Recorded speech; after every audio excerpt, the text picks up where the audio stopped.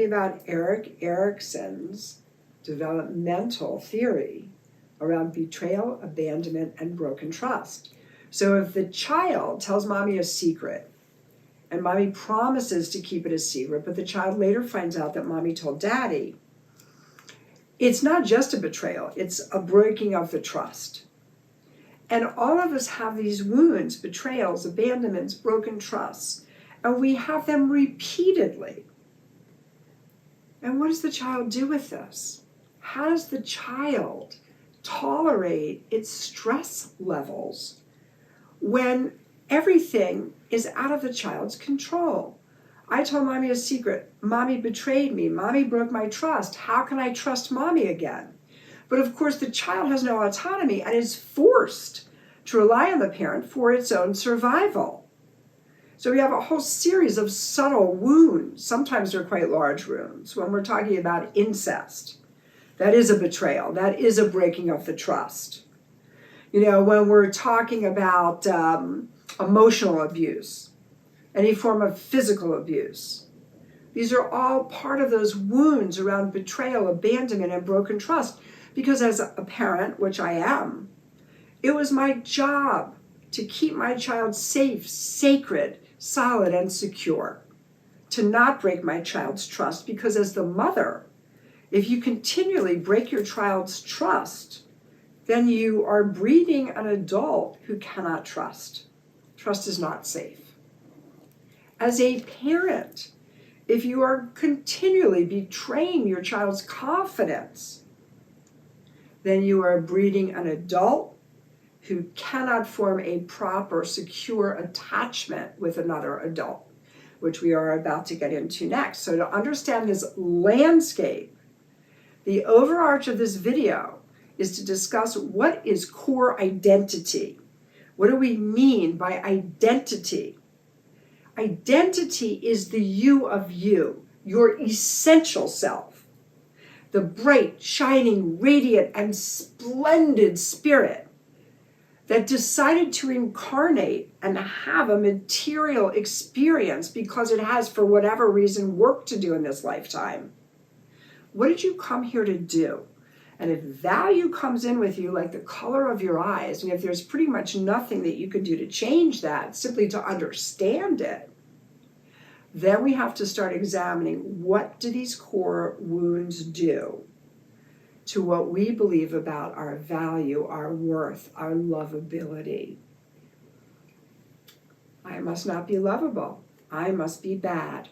If I ask mommy to keep a secret, mommy didn't keep a secret, there must be something wrong with me. It's way too terrifying for a child to start to think that it's mommy's fault, or maybe mommy's not such a great mommy.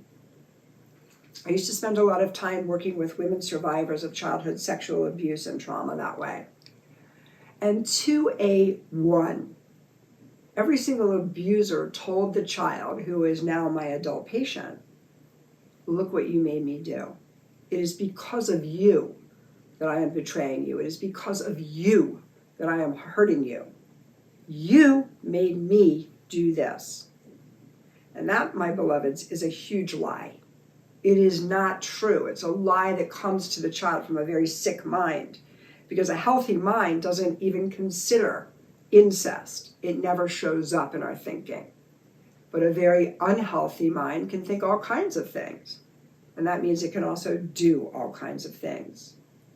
So the landscape developmentally between 0 to 5 is fragile. It is precious. And as a parent, we each have a job to do. One of the things that breaks my heart, because I travel internationally a couple times a year, is traveling very long distances, often having lengthy layovers in airports far away from this country.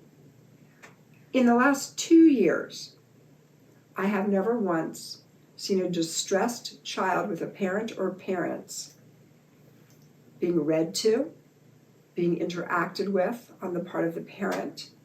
I see a distressed child and I see the parent immediately putting a tablet in front of it. A child that can barely hold a bottle is looking at a phone screen strapped to its stroller. There's an utter and complete disengagement in the part of the parent-child relational ways of being. So my beloveds, this is very complex. I'm going to keep talking about it. I'm going to keep attempting to break it down into very understandable pieces so that we can string the whole thing together and you can take in this entire piece of the share today. Again, trauma, story, belief impacts what we believe about our value, our worth, our lovability. Core identity is the being of you. It has nothing to do with what you look like or what you do. It has everything to do with your heart. What breaks my heart? What personally breaks my heart is suffering. What personally breaks my heart is that there are people all around the planet that still don't have clean drinking water. What personally breaks my heart is that I live in a country and am a citizen of a country that I am completely ashamed of and that I do not trust. I live as a member of a country that is now continually at war to such a degree I'm utterly inured to it. I don't even think about it. Are we in Afghanistan? Are we in Bosnia-Herzegovina? Like, where are our troops? Do we still have troops? What's actually happening? These are things that break my heart because the being of me is a radiant being of light and love. And all these things that are happening are not light and they are not love. So as part of my essential self, what breaks my heart, what inspires me, what raises me up to great heights of creativity, of the great expression of beauty, healing, and wholeness, these are parts of my being, and they are also part of yours. And it's time for us to stay in our subjective self. What is this for me? How is this impacting me? The wholeness of me. Not how am I landing on the other person? Not what does the other person think of me? But am I following my own moral compass? Am I following my own goodness? Am I understanding my wound structure and the impact that it has had on what I believe to be my core or deepest, truest part of myself?